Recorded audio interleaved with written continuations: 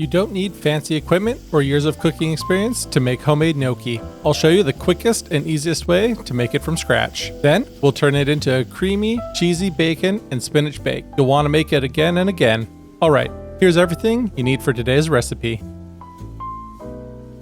Now, before we do anything else, we need to get these potatoes washed and baked. Russet potatoes are the best choice for gnocchi because they have a high starch content and low moisture, which means a lighter, fluffier texture.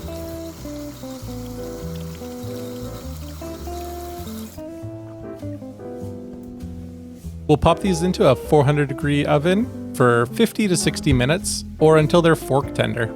We're baking them instead of boiling them to keep them dry, so we can use less flour and get that perfect gnocchi bite. While those bake, let's get everything else prepped. Grab 200 grams of thick sliced bacon and cut them into 1/4-inch pieces.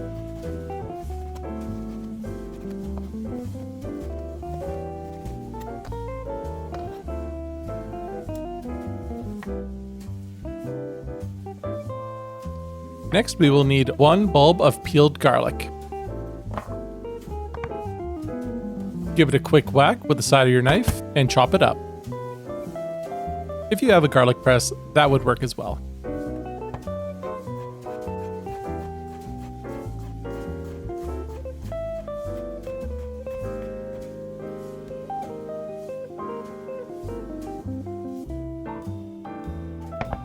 Take 100 grams of spinach and give it a rough chop.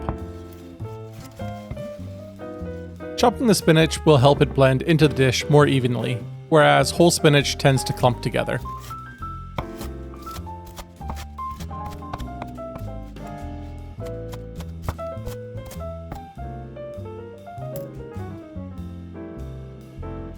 It has been about 50 minutes, so let's check on these potatoes.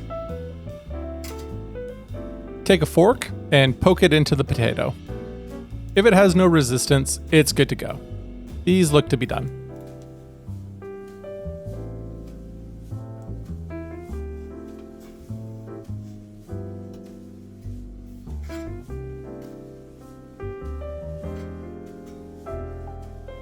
Let the potatoes cool down for about 10 minutes. Now that the potatoes are cooler, we can start peeling off the skin. Using a knife, make a cut and peel back the skin.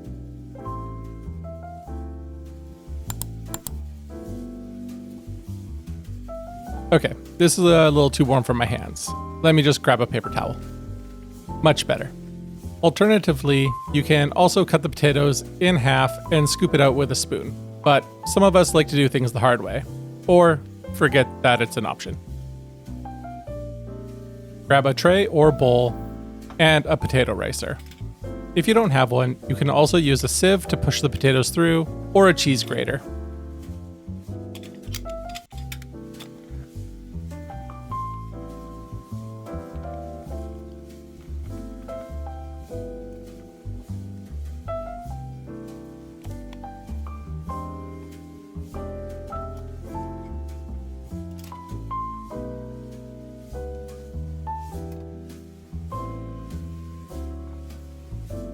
Add in 2 whole eggs and about 1 tablespoon sea salt.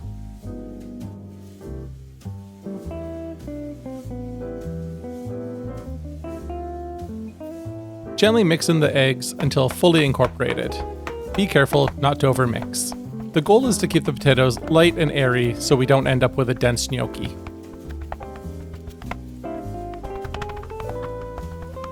Next, we're adding 200 grams of flour. But instead of dumping it in all at once, we are going to sift it in. Now, we'll gently fold the flour into the potatoes until it forms a shaggy dough.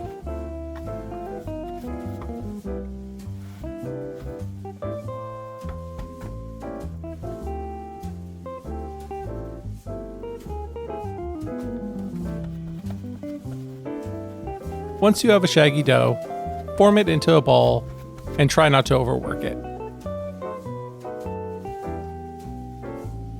Lightly flour the cutting board and turn out the dough onto it.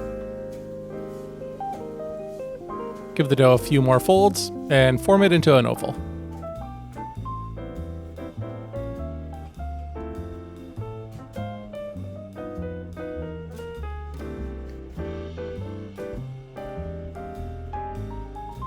Cut the dough into 4 even segments. This will make it easier to work with.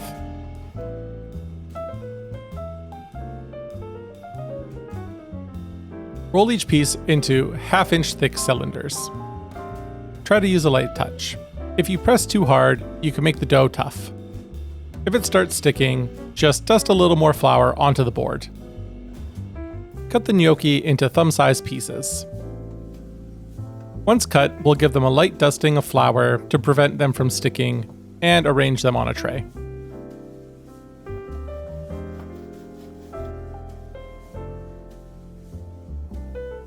Let's pop these into the freezer to firm them up for a bit. This will help them hold their shape while cooking. While we wait for the water to boil, into a pan goes 200 grams of bacon. Cook it over a medium heat.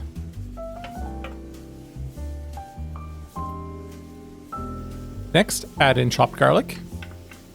Cook this for about 1 to 2 minutes.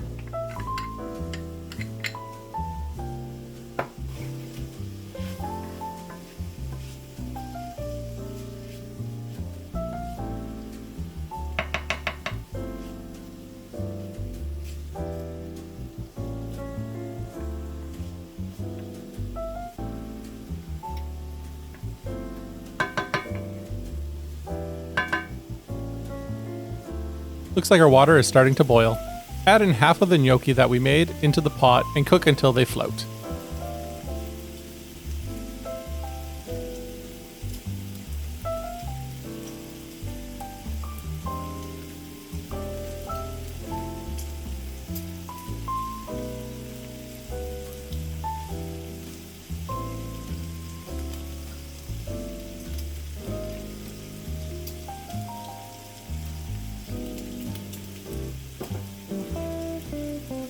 Now, add in 1 tablespoon of butter into the pan.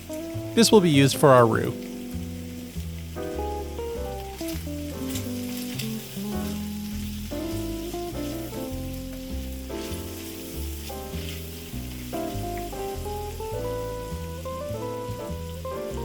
Add in the spinach and sweat it off.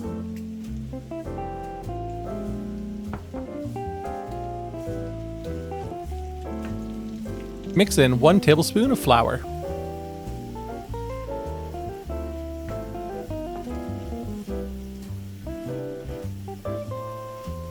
Looks like the gnocchi are just about done.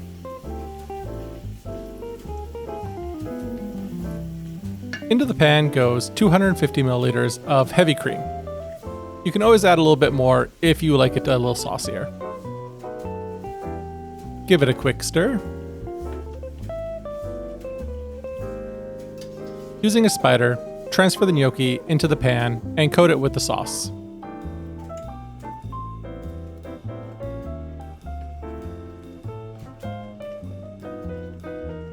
Top it off with some shredded cheese and pop it into the oven on broil.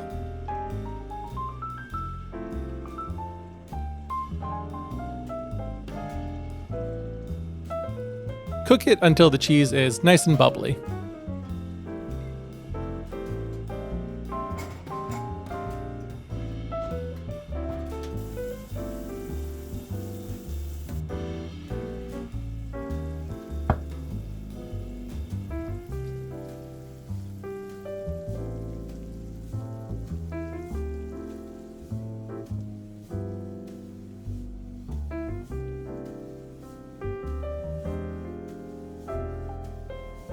Let's grab a plate and give it a taste.